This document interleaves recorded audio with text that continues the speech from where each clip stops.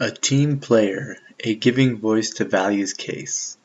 Barbara was working on the audit of a client when one of her group members, Diane, pointed out a deficiency in the client's inventory system that she had failed to notice earlier. Barbara wanted to bring it to Jessica, the senior in charge of the engagement, but the rest of the group voted not to. Barbara still disagreed with their decision and tried to convince the group otherwise, but they wouldn't budge. Diane rationalizes this by saying that the deficiency was minor. The rest of the group agrees with her and also mentions that bringing this to Jessica's attention would only create more work and they were already behind. In addition to that, they said that Jessica is a real stickler for sticking to the budget and the extra work would not be able to be billed to the client. Barbara did not feel right about this. There was still a possibility that Jessica could find out some other way, and if she did, the group would be in more trouble than if they had just told her. Diane assures the group that the deficiency is minor, but doesn't provide any sort of proof. What if the deficiency was more serious than Diane suggested? Barbara found herself in quite a moral dilemma.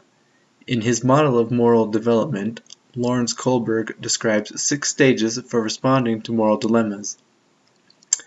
These stages are broken into 3 levels.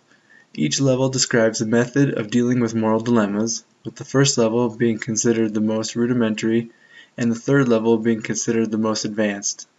In this instance, the group is dealing with this dilemma using the first level, the pre-conventional level. This level has 2 stages, the obedience and punishment orientation and the self-interest orientation. The members of the group were more worried about being punished than doing the right thing. They were also worried that they wouldn't be getting paid for doing any extra work. They really should be more worried about misrepresenting the clients than doing extra work. It was their mistake in the first place. If I were to find myself in Barbara's situation, I would react similarly. I would bring up my concerns to the group, and we would discuss what to do. I think she did a pretty good job of expressing these concerns.